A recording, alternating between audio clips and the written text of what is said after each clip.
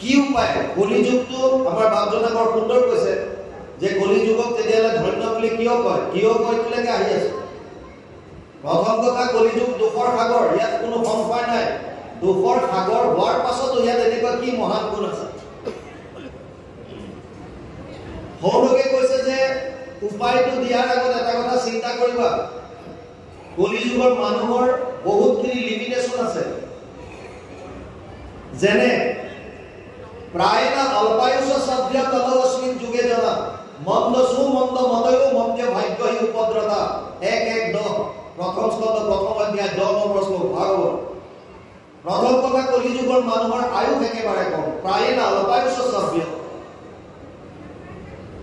তলস্মিন যুগে জনা মন্দ সুমন্দ মতয়ো মতিবিলাক মন্দ হ'ব ভাগ্যহীন হ'ব স্মৃতি শক্তি কমি যাব আত্মা বস্তু কলিযুগত হ্রাস পাব ততচ্চ অনুদিনম ধর্মম সত্যম শৌচম ক্ষমা দয়া কলেন বলেন রাজন বংশতি আয়ু বলম স্মৃতি 12:2:1 দ্বাদশ স্কন্ধ দ্বিতীয় অধ্যায় প্রথম শ্লোক ভাগবত তাত কৈছে আত্মা বস্তু কলিযুগত হ্রাস পাব ধর্ম সত্য শৌচ ক্ষমা দয়া আয়ু বল আৰু স্মৃতি এইকাৰণে সৌনকে কৈছে একেবাৰে সহজ উপায় দিবা যাতে কম দিনৰ ভিতৰত আমি পৰম গতি লাভ কৰিব পাৰো বাপজনে কৈছে যে যদি কলি ইমানে বেয়া ইমান ভাল বুলি কিয় কৈছে কলো দোষ নিধে ৰাজন অস্তিহি এক মহান গুণ কীৰ্তনা দেৱ কৃষ্ণস্য মুক্ত সংগ পৰম ব্ৰজে 12:51 দ্বাদশ স্কন্ধ তৃতীয় অধ্যায়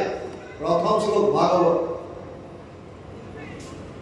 12:51 দ্বাদশ স্কন্ধ তৃতীয় অধ্যায় 51 নম্বৰ শ্লোক ভাগৱত তাত কি কৈছে যদিও কলিযুগ দুখৰ সাগৰ আমাৰ মহাপুৰুষ মাধৱদেৱে তাৰ লগত মিলা জুলা এটা পদ এফাকি ঘোষাত দিছে দুখৰ সাগৰ কলি তাকো পৰীক্ষিত ৰাজা গুণ দেখি কৰিলা ৰক্ষণ কি গুণ অন্ত্যজাতি পাতকিও কলি তৰয় মুখে কৰি কৃষ্ণৰ কীৰ্তন যদিও পৰম পাতকি কলিযুগ ইয়াত এটা মহান গুণ আছে কেৱল মাত্ৰ কৃষ্ণৰ নাম লৈ অন্ত্যজাতি পাতকিও পৰম গতি লাভ কৰি যাব পাৰে সেইকাৰণে কলিযুগক ধন্য বুলি কৈছে ভাৰত বৰিষ ধন্য কলিযুগ আমি গায়ে থাকো হৰি হৰি হৰি হৰি আৰু ব্ৰহ্মাৰ প্ৰাৰ্থনী নৰতনু অনুপাম এই তিনিটা বস্তু পালো আমি কলিযুগ ভাৰত বৰিষ হৰি নাম আৰু মনুষ্যৰ তনু চাৰিটা বস্তু দুৰ্লভ চাৰিটা বস্তু কলিযুগত মিল হৈছে আৰু ইয়াৰ লগত পঞ্চম এটা আমি বস্তু পালো যে আমি গুৰুজনাক পালো শ্ৰীমন্ত শংকৰদেৱক আমি নিজে আমাৰ গুৰু হিচাপে পালো আটাইকেইটা বস্তু পালো এতিয়াও যদি আমি পাৰ পাব নোৱাৰো এই আটাইখিনি সুবিধা পোৱাৰ পাছতো যদি কলিযুগৰ মানুহে পাৰ পাব নোৱাৰে তেতিয়াহ'লে আমাতকে আৰু দুৰ্ভগীয়া কোনো নাই মনুষ্য শৰীৰ পায় যিটো নৰগণ নগৰৰ যদি কিন্তু শ্ৰৱণ কীৰ্তন বিফলে জনম গৈলা ভৈলা সৰ্বনাশ জীৱন্ততে মৰা কিন্তু ভাতিৰ নিশ্বাস কীৰ্তনত লিখি থৈ গৈছে গুৰুজনাই যদি কলিযুগত জন্ম লোৱাৰ পাছতো আমি যদি আমাৰ পৰম কল্যাণ সাধিব নোৱাৰো আমি যদি মুক্তি লাভ কৰিব নোৱাৰো আমি যদি প্ৰভু ভগৱানৰ ভক্তি ৰস যদি পাব নোৱাৰো তেতিয়ালে আমাৰ জীৱনটো বিফলে যাব বুলি কৈছে যিকি নহওক সৌনকে প্ৰশ্ন কৰিলে যে বয়স একেবাৰে কম আয়ুষ একেবাৰে কম স্মৃতি শক্তি কম বুদ্ধিহীন হ'ব গতিকে তুমি এনেকুৱা উপায় দিয়া সহজ সৰল উপায় যিটো কৰিলে কলিযুগৰ মানুহে মায়াৰ পৰা পৰিত্ৰাণ পাব পাৰে আৰু পৰম আনন্দ যাতে লাভ কৰিব পাৰে আমাক দুটাই বস্তু লাগে এটা হৈছে মায়াৰ পৰা নিবৃত্তি অৰ্থাৎ পৰিত্ৰাণ দ্বিতীয়টো হৈছে আনন্দ এই দুটা বস্তু আমাক লাগে আৰু সুতমুনিয়ে উপায় দিলে সবেই পুংসাম পর ধর্ম যত ভক্তির অধোক্ষজে অহেতুকি অপ্রতিহত যেন আত্মা সম্প্রসিদ্ধতি 1:2:6 প্রথম স্কন্ধ দ্বিতীয় অধ্যায় 6 নম্বৰ শ্লোক ভাগৱত কলিযুগৰ মানুহে পৰম কল্যাণ যদি পাব বিচাৰিছে আনন্দ যদি আপোনালোকে বিচাৰিছে এটা উপায় দিছে সেইটো হৈছে কৃষ্ণৰ ভক্তি প্ৰথম স্কন্ধ দ্বিতীয় অধ্যায় 6 নম্বৰ শ্লোক ভাগৱত এটাই উপায় আছে তাৰ বাহিৰে বেলেগ নাই কলিযুগত কৃষ্ণ একান্ত ভক্তি কেনেকৈ কৰিব দুটা শৰ্ত দিছে অহেতুকি অপ্ৰতিহত প্ৰথম কৈছে কোনো হেতু থাকিব নোৱাৰে নিষ্কাম ভাৱে আমি কৃষ্ণ ভক্তি কৰো কিন্তু আমাৰ কামনা থাকে ভগৱানে অৰ্জুনকো কৈছে চাৰি ধৰণৰ ভকত মোৰ ওচৰলৈ আহে চতুৰ্বিধা ভজন্তে মাম জনা সুকৃতিন অৰ্জুন আৰ্ত জিজ্ঞাসু অৰ্থাৰ্থী জ্ঞানী চ ভৰতৰ্ষভ সপ্তম অধ্যায় 16 নম্বৰ শ্লোক গীতা এই অৰ্জুন মোৰ ওচৰলৈ চাৰি ধৰণৰ ভকত আহে এবিধ হৈছে আৰ্ত মানে বিপদত পৰি ঈশ্বৰৰ নাম লয় যেতিয়া বিপদ আহিব তেতিয়া কৃষ্ণ কৃষ্ণ বিপদ গ'ল কৃষ্ণক পাহৰিলে এইবিলাক হৈছে আৰ্ত গজেন্দ্ৰৰ দৰে এবিধ হৈছে জিজ্ঞাসু যাৰ জানিবলৈ মন মই কোন এই শৰীৰ পোৱাৰ আগত মই কি আছিল মই কি কৰা উচিত মই কলে যাম এই শৰীৰটো ত্যাগ কৰাৰ পাছত মোৰ মৃত্যু হোৱাৰ পাছত মই একদম নিশ্চিন্ন হৈ যাম নে মই মোৰ এক্সিষ্টেন্স থাকিব মই কোন এই জানিব বিচৰাটো জিজ্ঞাসু ভাৱ লৈ আহে এইবিলাকে অৰ্থাৰ্থী খালি টকা পইচা ধন ধান সম্পত্তি বিচাৰে ভগৱানক আৰাধনা কৰে ধ্ৰুৱৰ দৰে কেৱল অৰ্থ বিচাৰে আৰু এবিধ হৈছে জ্ঞানী যিসকলে জানিলে ভকতৰ মুখৰ পৰা গম পালে কলিযুগৰ মানুহৰ যদি কিবা মূল কৰ্তব্য আছে কৃষ্ণ একান্ত শৰণ আৰু ভকতৰ সংগত লীলাসমূহ শ্ৰৱণ কীৰ্তন এইকেইটা কৰ্মৰ দ্বাৰাইহে আমি পৰম গতি লাভ কৰিব পাৰিম তাৰ বাহিৰে বেলেগ উপায় নাই আৰু তাৰ পাছত ক্ৰমাগতভাৱে ভাগৱত আগবাঢ়িছে আহি আহি ষষ্ঠ স্কন্ধত ওলাল ষষ্ঠ স্কন্ধত বৃত্তাসুৰ বধ মূল যিটো আজি আখ্যান ওলাইছে এবাৰ দেৱতাসকলে স্বৰ্গত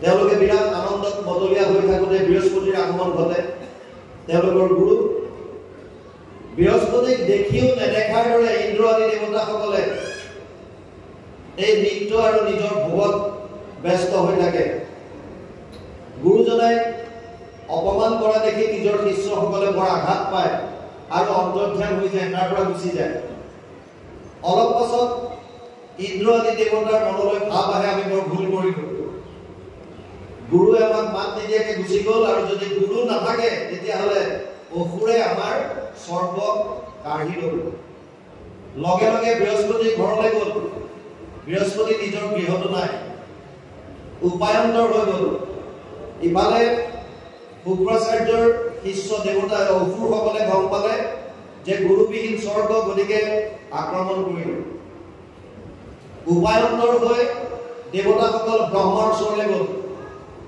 আৰু ব্ৰহ্মাৰ ওচৰত শৰণাগতি হৈ পেলাই ক'লে হে ব্ৰহ্মাদেৱ আমাৰ দ্বাৰা ভুল হৈ গ'ল আমাক এতিয়া কৃপা কৰক নহ'লে অসুৰৰ হাতত আমাৰ অৱস্থা নাইকিয়া হৈছে ব্ৰহ্মাই ক'লে এজন আছে তোমালোকৰ গুৰুৰ যোগ্য সেইজন হৈছে তস্কামুনিৰ পিতেক বিশ্বৰূপ কিন্তু তাতো অকণমান খেলি মেলি আছে বিশ্বৰূপৰ মাক ৰচনা বাপেক তস্কা মাকৰ পৰিয়ালটো হৈছে দৈত্যকুল অসুৰৰ পৰিয়াল গতিকে এই কথাটো যদি হজম কৰিব পাৰা তেতিয়াহ'লে বিশ্বৰূপক তোমালোকে গুৰু হিচাপে ল'ব পাৰিবা আৰু ইন্দ্ৰ আদি দেৱতাসকলে ক'লে একো নাই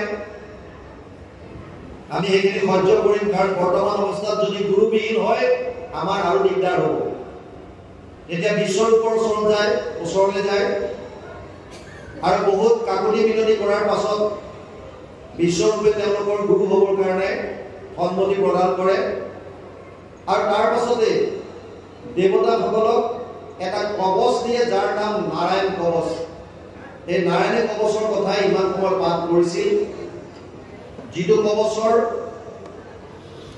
সহায়ত আমি পামগৈ দেৱতাসকলে পুনৰ অসুৰৰ ওচৰত তেওঁলোকে জয় লাভ কৰিব পাৰে এতিয়া ইয়াত অকণমান পাঠৰ লগত যাম এতিয়া আমাক ইয়াত কৈছে বিশ্বৰূপ বদতি শুনিও হৰি ভয় এই নাৰায়ণ নামচ কবচ দুৰ্জয় যিটো কবচ ইয়াত দিলে কোনটো ৰূপত কি ধৰণে আমাৰ ৰক্ষা কৰে এই গোটেইখিনি কথা ইয়াত আহিছে তাৰপিছত কৈছে কহিলো তোমাক তাক ধৰিও হৰিকে যিনিবা দৈত্যক অপ্ৰয়াসে অৱশেষে এই কবচক যিটো ধৰে শুদ্ধভাৱে একান্ত ভগতি কৰি মাধৱক পাবে। নাৰায়ণ কবচ যিজনে অভ্যাস কৰে বুলি কৈছে তেওঁ একান্তভাৱে ভক্তি কৰি মাধৱক অৰ্থাৎ ভগৱানক পাব বুলি ইয়াত ভাগৱতে লিখিছে।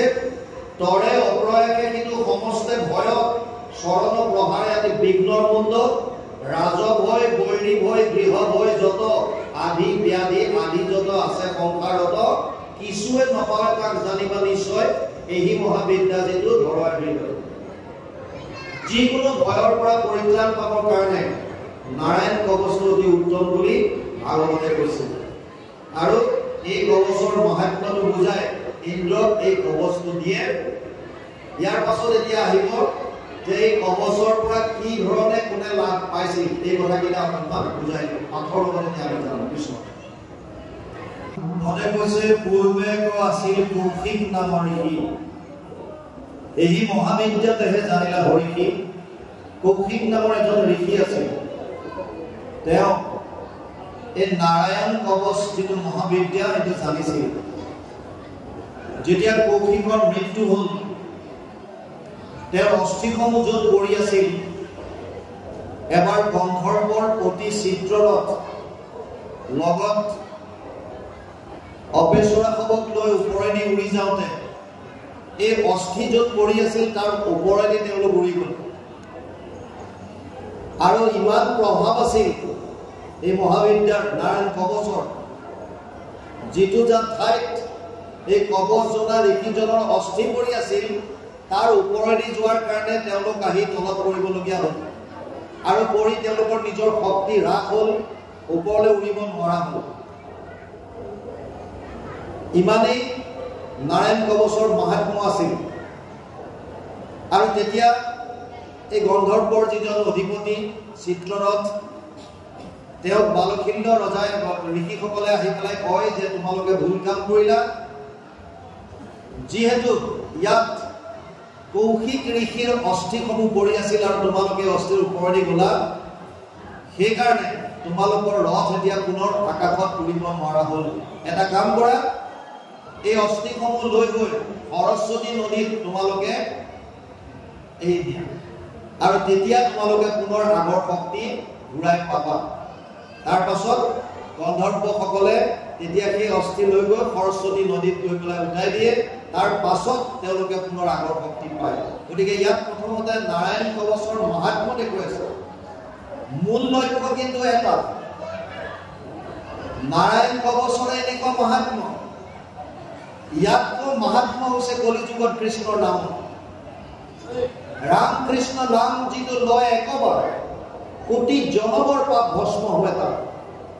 এই মহাত্ম্যটো দেখুৱাবৰ কাৰণে নাৰায়ণ কবচৰ কথাটো আনিছে যে এনেকুৱা কবচৰে মহাত্ম্য, ইয়াতকৈ বেছি মহাত্ম্য হৈছে কৃষ্ণৰ নামৰ।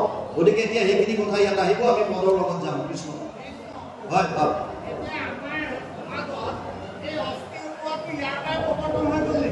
কৃষ্ণ এয়া আছিল তেতিয়া। হয়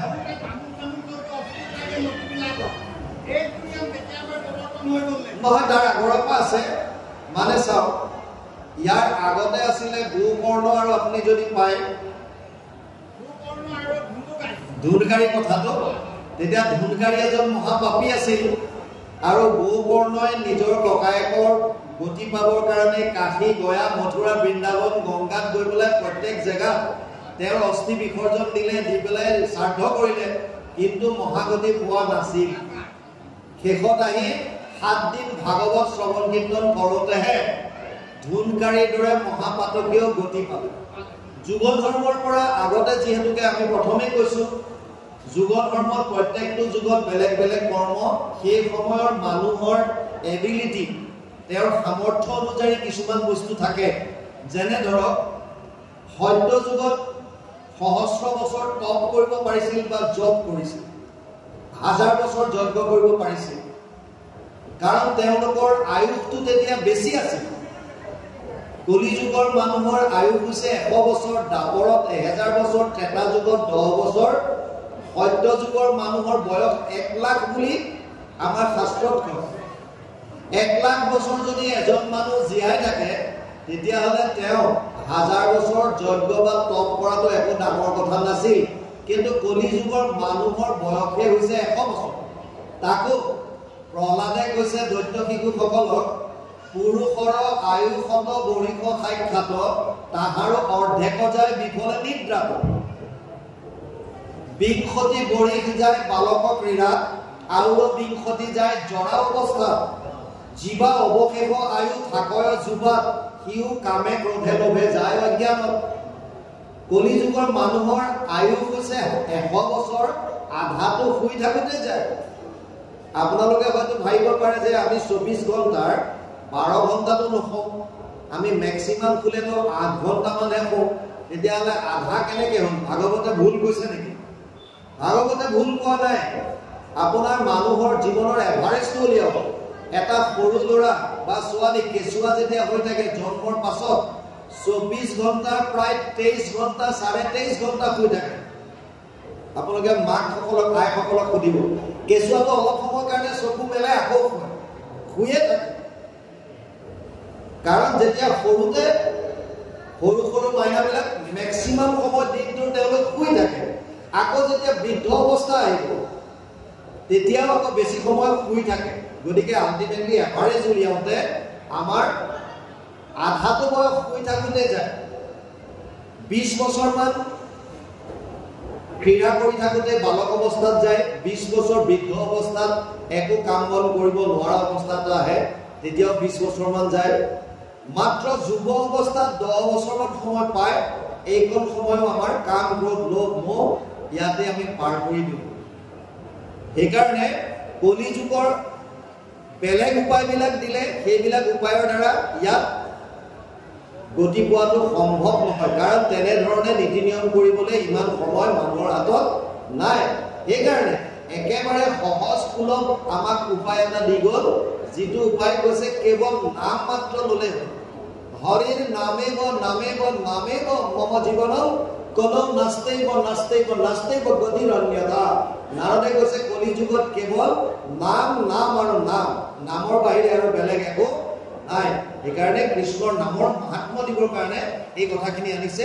ইয়াৰ পিছত কি আহে অকণ গৈ লওক। কৃষ্ণ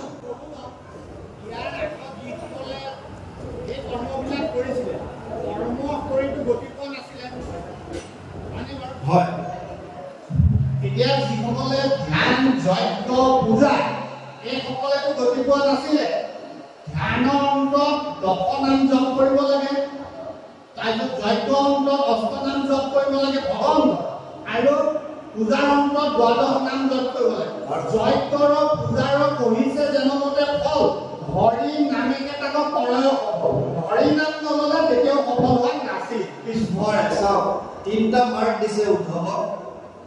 উদ্ধৱক বৈকুণ্ঠ পুৰাণৰ প্ৰাক মুহূৰ্তত ভগৱান কৃষ্ণই কৈছিল যে হে উদ্ধৱ, মোক পাবৰ কাৰণে 3টা মাৰ্গ আছে। যোগত্ৰায়ময়ী প্ৰোক্তা নৰনাম শ্ৰেয় বিদিচ্ছয় জ্ঞানম কৰ্মম চ ভক্তিম চ ন উপায় অন্য অস্তি কুত্ৰাসি। যিটো বাপজনাই কৈছে 11:20 একাদশ স্কন্ধ 20 অধ্যায় 6 নম্বৰ শ্লোক ভাগৱত। তাত কৈছে যে হে উদ্ধৱ, মোক পাবৰ কাৰণে 3টা মাৰ্গ আছে। এটা হৈছে কৰ্ম মাৰ্গ, মানে য'ত যাগ যজ্ঞ পূজা পাতল, এইটো না বুলি কোনেও ক'ব নোৱাৰে। ভগৱানে উদ্ধৱক কৈছে মোক পাবৰ কাৰণে 3টা মাৰ্গ আছে, মানে 3টা পথ। এটাত কৈছে কৰ্ম মাৰ্গ, যিটো কৰ্ম কাণ্ড বুলি কয়, য'ত যাগ যজ্ঞ পূজা পাতল ইত্যাদি বিলাকৰ প্ৰভিজন আছে।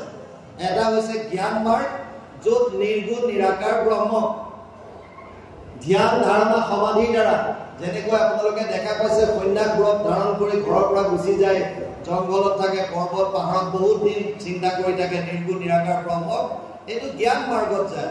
আৰু এটা হৈছে ভক্তি মাৰ্গ, য'ত ঘৰতে থাকি আমি ভকতৰ সংগত সমস্ত ভূতত ব্যাপী আছো মই হৰি, সবাকো মানিবা তুমি বিষ্ণু বুদ্ধি কৰি, এই সত্যটো উপলব্ধি কৰি কৃষ্ণত একান্ত শৰণ হৈ ভকতৰ সংগত তেওঁৰ লীলাসমূহ শ্ৰৱণ কীৰ্তন কৰি আমি একেই গতি পাব পাৰোঁ। এতিয়া ঘটনা হ'ল, যদি 3টা মাৰ্গ দিছে তেতিয়াহ'লে উদ্ধৱক কিয় ক'লে যে জ্ঞান কৰ্ম ভকতি কহিলো কৰি ভেদ, ভকতি পৰম পন্থ দিলো কৰিছে?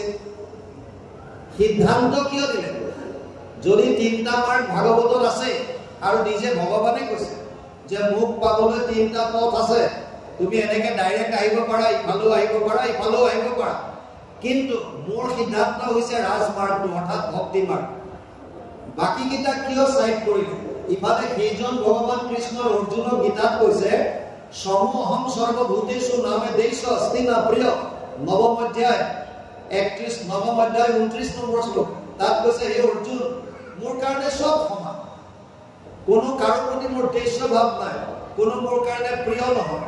যদি তোমাৰ দেশ ভাৱ কাৰো প্ৰতি নাই, তেতিয়াহ'লে কৰ্ম মাৰ্গ আৰু জ্ঞান মাৰ্গক ভাৱজনে কোৱাৰ দৰে চাইড কিয় কৰি ভক্তি মাৰ্গক শ্ৰেষ্ঠত্ব কিয় দিলা? ইয়াৰ মূল কথা আছে, যিটো কাৰণ তাৰ আগতে বুজিল আমি জীৱবিলাক প্ৰভু ভগৱন্তৰ সন্তান। পিতামহস্য জগতো মাতা ধাতা পিতামহ বেদ্যম পবিত্ৰ ওংকাৰ ঋক সাম যজুৰ বচন। নৱম অধ্যায় 17 নম্বৰ শ্লোক গীতা। হে অৰ্জুন, এই সমস্ত জীৱৰ ময়ে পিতা, ময়ে মাতা, ময়ে ধাতা, ময়ে পিতামহ, ময়ে বেদৰ ওংকাৰ, ময়ে ঋগ, ময়ে সাম, ময়ে যজুৰ, সব মই। এতিয়া মোৰ সন্তান বিলাকে যাতে অতি সহজতে মোক পাব পাৰে, তাৰ কাৰণে মই উপায়টো দিবই লাগিব পিতৃ হিচাপে। সেইকাৰণে শাস্ত্ৰত যদিও তিনিটা মাৰ্গৰ কথা কৈছে, তেওঁ নিজৰ সন্তান হিচাপে আমাক বুজাইছে যে বাকী দুটা প্ৰব্লেম কি? কৰ্ম মাৰ্গ বুজি লওক ভালকে, য'ত যাগ যজ্ঞ পূজা পাতলৰ দ্বাৰা ঈশ্বৰক পাব পাৰিব। হয়, বৰ্তমানো বহুতে কৰি আছে, কিন্তু ইয়াত সমস্যা এটা আছে। মন্ত্ৰচৈব পৰিজ্ঞাতং কৰ্ম সুধীৰ মদৰ্পণম ধৰ্ম সম্পদতে সৰ্বি অধৰ্মস্য বিপৰ্যয়। 11-21-15 একাদশ স্কন্ধ 120 অধ্যায় 15 নম্বৰ শ্লোক ভাগৱত। তাত কৈছে হে উদ্ধৱ, মোক পাবৰ কাৰণে যদি কৰ্মকাণ্ডত যদি যোৱা, তেতিয়াহ'লে 6টা বস্তু শুদ্ধতা লাগিব। কি 6টা বস্তু? স্থান, কাল, পাত্ৰ, দ্ৰব্য, মন্ত্ৰ, ক্ৰিয়া। 6টা বস্তুৰ শুদ্ধতা যদি নাথাকে, তেতিয়াহ'লে যাজকৰ মৃত্যু পৰ্যন্ত হ'ব পাৰে। যাজক মানে সেৱকী, পুৰোহিত বা আচাৰ্যৰ কথা কোৱা নাই। যিসকলে যজ্ঞ পাতিছে তেওঁলোকৰ মৃত্যু পৰ্যন্ত হ'ব পাৰে কৰ্মকাণ্ডত যদি 6টা বস্তুৰ শুদ্ধতা নাথাকে। এই নষ্টামুনি যি বিশ্বৰূপৰ গুৰু হিচাপে দেৱতাসকলে ল'লে, বিশ্বৰূপক আল্টিমেটলি ইন্দ্ৰই বধ কৰিব, আৰু বিশ্বৰূপক ইন্দ্ৰই বধ কৰাৰ কাৰণে নষ্টামুনিয়ে যজ্ঞৰ দ্বাৰা বৃত্তাসুৰৰ সৃষ্টি কৰে, আৰু এই বৃত্তাসুৰৰ হাতত ইন্দ্ৰক বধ কৰিবৰ কাৰণে এটা যজ্ঞ কৰে। কিন্তু এই যজ্ঞত পূৰ্ণ আহুতি দিওঁতে মন্ত্ৰত খেলি মেলি লাগি যায়। ক'ব লাগিছিল ইন্দ্ৰ শত্ৰু বিবৰ্ধন, মানে ইন্দ্ৰ শত্ৰু নিধন হওক, আৰু মন্ত্ৰ উচ্চাৰণত ভুল হৈ গ'লে ইন্দ্ৰস্য শত্ৰু বিবৰ্ধন, মানে ইন্দ্ৰৰ শত্ৰু নিধন হওক। মন্ত্ৰত খেলি মেলি থাকিল। য'ত ক'ব লাগিছিল ইন্দ্ৰ শত্ৰু নিধন হওক, তাত ক'লে ইন্দ্ৰৰ শত্ৰু নিধন হওক, আৰু ইন্দ্ৰৰ শত্ৰু হৈছে বৃত্ৰাসুৰ, গতিকে ইন্দ্ৰৰ হাতত বৃত্ৰাসুৰৰ বধ হ'বলগীয়া হ'ল। আমি কোনো 6টা বস্তুৰ কোনোটোৱে শুদ্ধ হোৱাৰ চান্স নাই বৰ্তমান কলিযুগত। কিয়? স্থান, যজ্ঞ য'তে ত'তে কৰিব নোৱাৰে। যজ্ঞৰ স্থানৰ কাৰণে শাস্ত্ৰত আগতে জনক আদি ৰজাই 12 বছৰ হাল বাই যজ্ঞস্থলী ৰেডি কৰিছিল বুলি লিখা আছে। তেনেকৈ হাল বাওঁতে শিয়লিত শিকাক পাইছিল। কাল, সময়, নিৰ্দিষ্ট সময়ত যিটো সময়ত যিটো যজ্ঞ কৰিব লাগে, যিটো পূজা যেনেকৈ কৰিব লাগে তেনেকৈ যদি কৰিব নোৱাৰে, হ'লে বিপৰীত হোৱাৰ চান্স বেছি। তাত যিখিনি পাত্ৰ ব্যৱহাৰ কৰে, দ্ৰব্য যিখিনি আনে, আৰু আটাইতকৈ ডাঙৰ কথা মন্ত্ৰ উচ্চাৰণ। মন্ত্ৰ উচ্চাৰণত যদি খেলি মেলি হ'ল, তেতিয়াহ'লে যাজকৰ মৃত্যু হ'ব পাৰে। মহাপুৰুষ মাধৱদেৱে ঘোষাত উপায় দিছে, হৰি নাম কীৰ্তনত নাহি স্থান কাল পাত্ৰ নিয়ম সংযম একো বিধি। সেইকাৰণে কলিযুগত গুৰুজনাই এখন হৰিনাম ধৰ্ম প্ৰৱৰ্তন কৰি গ'ল। কাৰ কাৰণে? আমাৰ কাৰণে, আমি জীৱবিলাকৰ কাৰণে। আৰু আমি বুজি পোৱা নাই নিজক। আমি প্ৰায় জেগাত কওঁ আপোনাৰ মোৰ কাৰণে গুৰুজনাই এখন হৰিনাম ধৰ্ম দি গ'ল, যিটো শাস্ত্ৰসন্মত, যিটো শাস্ত্ৰৰ প্ৰামাণিক। আল্টিমেটলি শ্ৰুতি প্ৰস্থানৰ পৰা ভাগৱত আহিল, ন্যায় প্ৰস্থানৰ পৰা ভাগৱত আহিল আৰু স্মৃতি প্ৰস্থানৰ পৰা গীতা। দুখন গ্ৰন্থ আমাৰ প্ৰামাণিক হিচাপে আহিল, এখন হৈছে গীতা আৰু এখন হৈছে ভাগৱত। সেইকাৰণে কোনোবা মহাপুৰুষে লিখি থৈ গ'ল শাস্ত্ৰৰ উত্তম গীতা ভাগৱত বুলি। গীতা ভাগৱতত কি আছে এতিয়া? 700 শ্লোকৰ গীতা, 574টা শ্লোক ভগৱান কৃষ্ণই অৰ্জুনক কৈছে। প্ৰথমতে অৰ্জুনৰ সংশয় নিৰাকৰণ কৰি গৈ আছে, শেষত সিদ্ধান্ত দিছে এটা, সৰ্বগুহ্যতমম ভূয়শ্ৰীনুমে পৰমম বচ ইষ্টশ্ৰীমে দৃঢ়মিতি তত বক্ষ্যামিতে হিতম। 8 অধ্যায় 64 নম্বৰ শ্লোক গীতা। হে অৰ্জুন, তোক এতিয়া গোপনীয় কথাটো কওঁ, ফাইনেল যিটো সিদ্ধান্ত ই দিলে, সৰ্বধৰ্মান পৰিত্যাজ্য মাম একম শৰণম ব্ৰজ অহম ত্ব সৰ্ব পাপেভ্যো মোক্ষয়িষ্যামি মা শুচ। 8 অধ্যায় 66 নম্বৰ শ্লোক গীতা। সৰ্বধৰ্ম এৰি এক শৰণ সাক্ষাৎ খুব দৃঢ় বিশ্বাসে সকি লৈ আমাক নকৰিবা ভয় হেৰা কৰো অংগীকাৰ সমস্ত পাপক মই কৰিব নিষ্ঠা।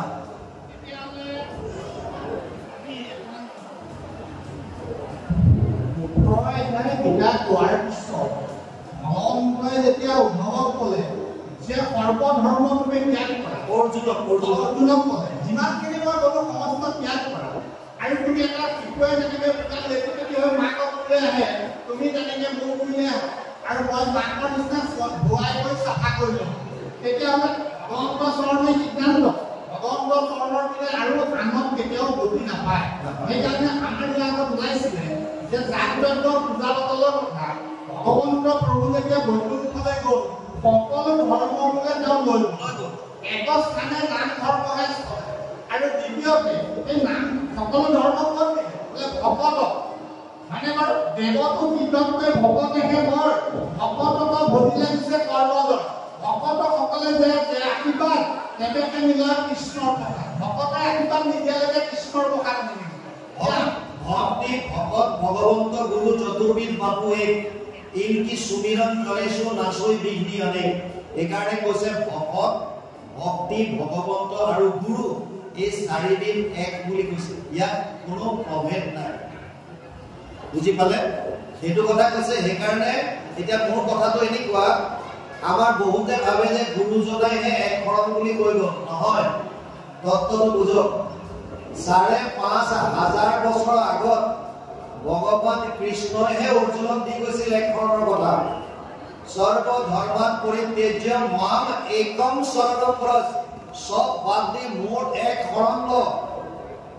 ইণ্টাৰেষ্টিং কথা হৈছে 5,500 বছৰ আগত কৃষ্ণই অৰ্জুনক যি এক শৰণৰ কথা কৈ গৈছিল, ভাৰতত তেতিয়াৰ পৰা এতিয়ালৈকে বহুবিলাক ধৰ্ম প্ৰৱৰ্তক আহিল, ধৰ্ম প্ৰচাৰক আহিল, যিবিলাকে গীতাৰ এই শ্লোকটো তেওঁলোকে বহু জেগাত উচ্চাৰণ কৰে, কিন্তু ইয়াৰ তত্ত্বটো তেওঁলোকে মানুহক বুজাই দিব নোৱাৰে। কাৰণ যদি সত্যটো বুজাই দিয়ে তেতিয়াহ'লে বহুতৰ ব্যৱসায়বিলাক বন্ধ হৈ যাব। কেৱল শ্ৰীমন্ত শংকৰদেৱে সৎ সাহস কৰি পেলাই ৫৫ শতিকাত ক'লে যে এক দেৱ মানে এক দেৱ, এক দেৱ, এক শিৱ, এক বিনে নাই। অৰ্থাৎ যেতিয়া ভগৱান কৃষ্ণই অৰ্জুনক কৈছে এইজন ভগৱন্তই শ্ৰীমন্ত শংকৰদেৱ হিচাপে আহিছে, তেওঁ আকৌ পুনৰ মানুহখিনিক এই কথাটোকে কৈ গ'ল যে তোমালোকে বেলেগ আৰু কলি যুগত একো কৰিবলগীয়া নাই, কেৱল মোৰ ওচৰত শৰণ লোৱা। আশ্ৰয় বুলি যিটো ক'লে দ্বাদশ স্কন্ধত আশ্ৰয় দিছে, কেৱল মোৰ ওচৰত শৰণ ল'লে পৰম গতি লাভ কৰিব পাৰিব। সেইকাৰণে এক শৰণ হৰিনাম ধৰ্মৰ এক শৰণ ভাগ গীতাৰ পৰা আনিছে, আৰু আহিছে হৰিনাম। হৰিনাম বহুতে কয় পদ্মপুৰাণৰ সহস্ৰ নামৰ পৰা, একদম সত্য। কিন্তু আমি যদি প্ৰামাণিক গ্ৰন্থ হিচাপে ভাগৱত ভাগ চাওঁ, 18,000 শ্লোক, 335টা অধ্যায়, 5,96,000 শব্দ, শেষৰ শ্লোকটোত কৈছে নাম সংকীৰ্তনম য়স্য সৰ্ব পাপ প্ৰনাশনম প্ৰণাম দুঃখ শমন তম নমামি হৰিম পৰম।